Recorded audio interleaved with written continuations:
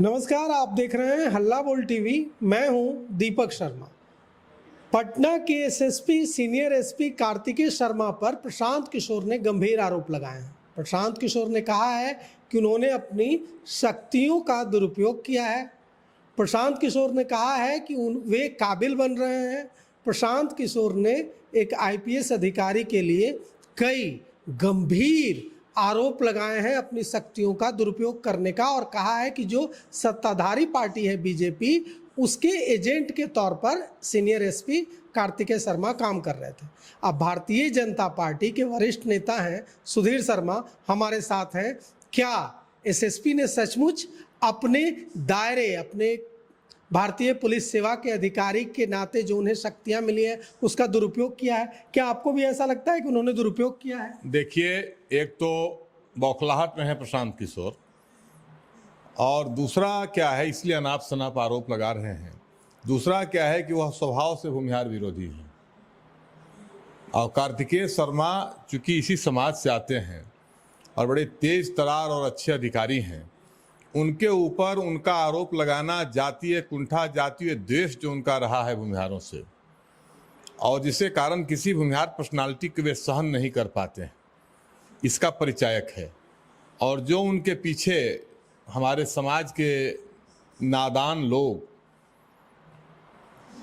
घूम रहे थे, उनको अभी समझ में आया होगा और आगे और समझ में आएगा कि किस कदर गंदगी प्रशांत किशोर में भरी हुई है।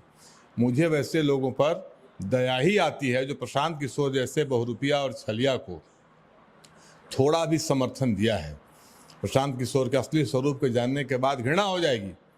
और कार्तिकेय शर्मा या पटना की पुलिस या चुनाव आयोग, पूरा प्रशासन, मेरा मानना है कि पक्षपात तो दूर, प्रशांत किशोर और जनसुराज के प्रति इन लोगों ने सॉफ्टनेस दिखाया है, रिलैक्सेशन दिया है।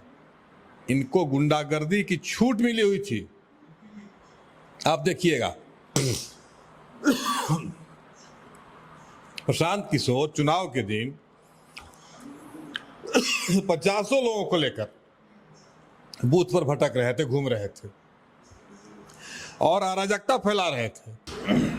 चुनाव आचार संहिता में चुनाव के दिन केवल प्रत्याशी, एक आदमी के साथ ड्राइवर, बॉडीगार्ड अगर हो तो उसके साथ, और सुरक्षा लेके अगर आप चल रहे हैं, जितनी सुरक्षा हो उसके साथ, और इलेक्शन एजेंट, केवल यही लोग घूम सकते हैं बूथों पर।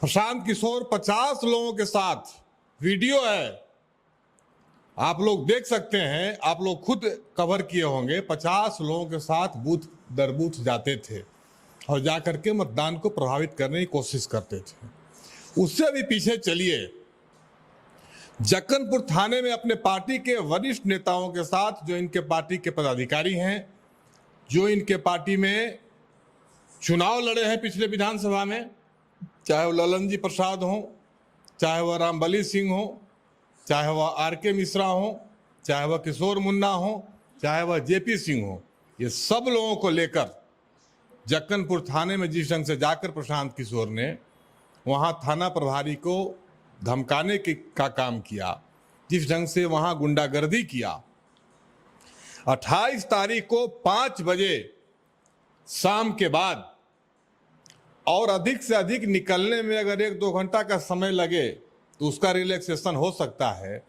29 तारीख की रात में 10 बजे के बाद, 9 बजे के बाद, किस हैसियत से प्रशांत किशोर के सभी नेता प्रशांत किशोर के साथ थाने में जाकर के और प्रशासन को धमका रहे थे, सरकारी कामकाज में बाधा पहुंचा रहे थे।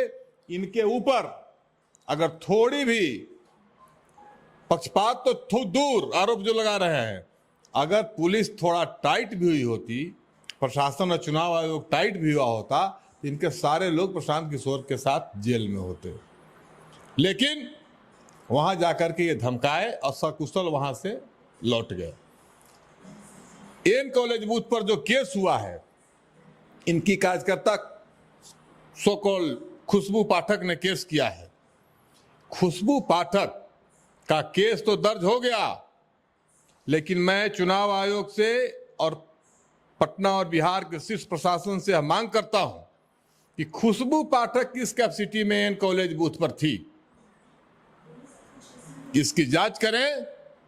और यह नियम के अनुकूल नहीं है किसी को, बाहरी व्यक्ति को, किसी नेता को चुनाव के दिन बूथ पर जा करके और किसी स्थानीय नागरिक से, वोटर से झगड़ा करना, हल्ला गुल्ला करना, यह अलाउड नहीं है।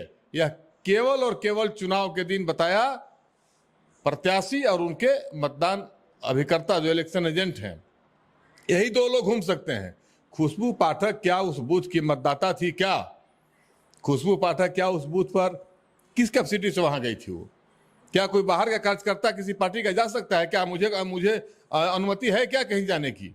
मैं नहीं जा सकता हूं, कोई नहीं जा सकता है। उस चुनाव क्षेत्र के बाहर का कोई भी व्यक्ति जो प्रमुख आदमी किसी पार्टी का वर्कर है, कार्यकर्ता है, और कोई अगर निवास भी पटना जैसे शहर में कर रहा है, किसी होटल में कहीं बाहर भी, तो उसको भी वैलिड रीजन बताना होगा कि आप पटना क्यों रह रहे हैं। कोई मेडिकल प्रॉब्लम है क्या? वो कह रहे हैं कि पटना एसएसपी के खिलाफ हम जो है वो कह रहे हैं, प्रशांत किशोर ने आज प्रेस कॉन्फ्रेंस करके कहा कि पटना एसएसपी के खिलाफ मैंने चुनाव आयोग से शिकायत की है, पटना एसएसपी के खिलाफ मैं अदालत का दरवाजा भी खटखटाऊंगा। उन्होंने सत्ता के दबाव में अपनी शक्तियों का इस्तेमाल जन सुराज के कार्यकर्ताओं को हरास करने के लिए किया है। पटना के एसएसपी के जो ऊपर जो उनका आरोप है, मैं वही तो कहा। एक तो वे बौखलाहट में आरोप लगा रहे हैं, जातीय कुंठा और द्वेष में आरोप लगा रहे हैं, वे भूमिहार विरोधी हैं, इसके कारण वे जो है सो ये काम कर रहे हैं। कार्तिकेय शर्मा चूंकि भूमिहार है इसलिए उस पर आरोप लगा रहे हैं। और मैं जो सवाल खड़ा कर रहा हूं, अब मैं चुनाव आयोग से यह मांग करता हूं, मैं प्रशासन से मांग करता हूं, बिहार के शीर्ष प्रशासन से, कि प्रशांत किशोर किस कैपेसिटी में गुंडागर्दी करते हुए 50 लोगों को लेकर घूम रहे थे चुनाव के दिन? उनके लोग थाने में, जक्कनपुर थाना में कैसे गए हुए थे सही प्रमुख नेता? उन सारे लोगों को चिन्हित करके उन पर केस हो। उनके लोग एफआईआर की मांग करते हैं, एफआईआर हो, केस हो, मुकदमा जेल में बंद किया जाए। खुशबू पाठक उनकी कैसे वहां जिसका केस दर्ज हुआ है, पटना पुलिस ने किया है, शास्त्री नगर थाना जो है यहाँ का श्री कृष्णापुरी थाना, उस थाने ने केस किया है। खुशबू पाठक पर मुकदमा उल्टे होना चाहिए कि किस कैपेसिटी में वह एन कॉलेज बूथ पर गई थी। क्या उस इलाके की वह वोटर है क्या? अगर वोटर नहीं है तो उसको जाने का अधिकार है क्या? मैं आपके माध्यम से मांग करता हूं और सवाल भी प्रशांत किशोर से पूछ रहा हूं, कैसे वहां गई थी? तो ये सारा जो चीज हुआ है, प्रशांत किशोर के लोग होटलों में सैकड़ों लोग रुके हुए थे, उसकी जांच होनी चाहिए थी, जो नहीं हुई। होटल में टिके रहे लोग, चुनाव प्रचार खत्म होने के बाद भी। प्रशांत किशोर के 3 जगह, उसका भी वीडियो उपलब्ध हो जाएगा, जांच करे पुलिस।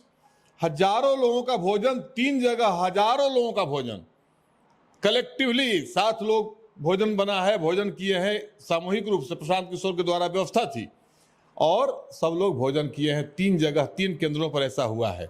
क्या यह आचार संहिता का उल्लंघन का आपने घोर उल्लंघन नहीं में आएगा क्या? इनके लोग वहां जाकर के जक्कनपुर इलाके में सिपारा इलाके में हमारे कार्यकर्ता के साथ मारपीट हुआ है और इनके प्रमुख नेता वहां जा करके अपने लोगों के साथ पुलिस को डिस्टर्ब करना, पुलिस के काम में हस्तक्षेप करना। इनके प्रमुख नेता, पार्टी के रिकॉग्नाइज्ड लीडर कैसे वहां गए और पुलिस ने उनको गिरफ्तार क्यों नहीं किया?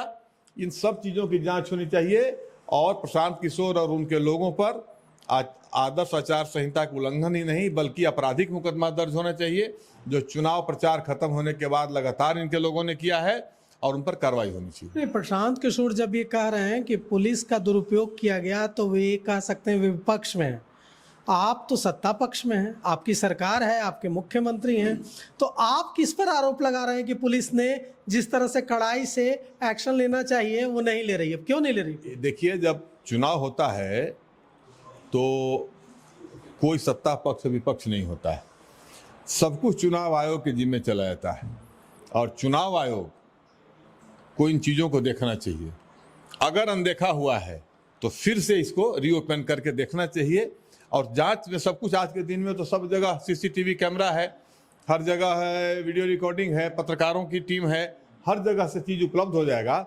इसलिए मैं आरोप का बात नहीं, मैं रीओप कहता हूं कि फिर से रीथिंक करना चाहिए, रीओपन करना चाहिए और प्रशांत किशोर और उनके नेताओं को मुकदमा करके न केवल चुनाव आचार संहिता के उल्लंघन का बल्कि आपराधिक मुकदमा होना चाहिए। जो इन लोगों ने इतना जघन्य कृत्य किया है, नहीं तो सरासर धज्जियां उड़ाया है इन लोगों ने। देखिए, एक नेता दूसरे नेता पर आरोप लगाते हैं, एक राजनीतिक दल दूसरे राजनीतिक दल पर आरोप लगाता है, इसमें नया कुछ नहीं है।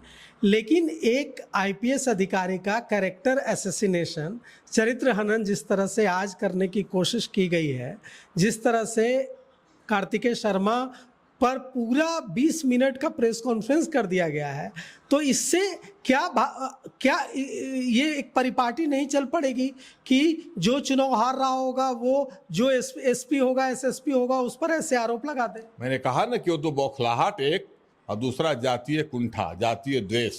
कार्तिकेय शर्मा भूमिहार है, इसलिए इस प्रकार की गंदी बात वे कर रहे हैं। और जो उनके साथ घूम रहे थे लोग, उनके लिए आत्मचिंतन का समय है, समझने का है। और आगे और समझ में लाएगा कि प्रशांत किशोर जैसे छलिया और बहुरूपिया के साथ जो लोग खड़े हुए हैं, उनको समझ में आ जाएगा कि किस स्तर का यह व्यक्ति है और कितना नीचे तक यह व्यक्ति जा सकता है। और यह समाज, हमारे समाज का तो शुभचिंतक हो ही नहीं सकता है। आज देखिए, उसके साथ कोई आदमी है, मैं था तो मुझे तो एक मजबूरी में, चूँकि जो हमारा टेम्परामेंट है, स्वभाव है, वो ये करता था। लेकिन उसके बाद भी अपने स्तर से अपमानित करने की कोशिश लगातार करता रहा, अप्रत्यक्ष रूप से, जिसकी मैं घंटों बात करके मैंने सारा चीज़ पॉइंट टू पॉइंट उसको बता भी दिया था। डॉक्टर अरुण कुमार आईजीआईएमएस के डायरेक्टर, बड़े सम्मानित चिकित्सक रहे हैं, मटिहानी से चुनाव भी लड़े। जिस स्तर पर उनको अपमानित किया, व्यक्तिगत बातचीत में भी और ऐसे भी कार्यप्रणाली में भी। विनीता विजय रघुनाथ पांडे जी की पतोहू और ललित विजय सिंह जैसे नामी आईपीएस की बेटी है, और जो है केंद्रीय रक्षा राज्य मंत्री थे स्वतंत्र प्रभार, उनकी बेटी, जिस ढंग से माने उनको अपमानित करता है प्रशांत किशोर, जिस ढंग से वो किस मजबूरी में इस ढंग से उस पार्टी में बनी हुई है, मुझे समझ में नहीं आता। मुझे दया आती है उस महिला पर। तो कोई नेता बता दीजिए कि समाज का जो प्रशांत किशोर के यहाँ सम्मानित रूप से काम कर रहा हो, वह एंटी भूमिहार है। इसलिए इस प्रकार के कार्तिकेय शर्मा पर भी उसी जातीय कुंठा के कारण वह आरोप लगा रहा है, और प्रशांत किशोर को इसका खामियाजा भुगतना पड़ेगा। तो देखिए, बड़ा आरोप लगाया था प्रशांत किशोर ने आज सुबह पटना के सीनियर एसपी कार्तिकेय शर्मा पर कि उन्होंने भारतीय पुलिस सेवा के अधिकारी के रूप में उनको जो शक्तियां मिली हैं उसका दुरुपयोग किया और सत्ता पक्ष को फायदा पहुंचाने की कोशिश की। अब भारतीय जनता पार्टी की तरफ से सुधीर शर्मा ने कहा है कि प्रशांत किशोर पटना के सीनियर एसपी कार्तिकेय शर्मा पर इसलिए आरोप लगा रहे हैं क्योंकि वे भूमिहार विरोधी हैं और भूमिहारों को बर्दाश्त नहीं कर पाते हैं। तो अब प्रशांत किशोर को जवाब देना होगा कि क्या सचमुच प्रशांत किशोर भूमिहार विरोधी हैं। वे तो खुद को जाति विहीन समाज के और अग्रसर समाज की बनाने की दिशा में प्रयासरत एक व्यक्ति कहते हैं, फिर कैसे उन पर इतना बड़ा आरोप लगा कि वे एक आईपीएस अधिकारी को सिर्फ इसलिए टारगेट कर रहे हैं कि वो एक जाति विशेष का है। अब जवाब देने की बारी प्रशांत किशोर की है। तो फिलहाल इस पेशकश में इतना ही। आगे की खबरों के लिए देखते रहिए हल्ला बोल टीवी। शुक्रिया।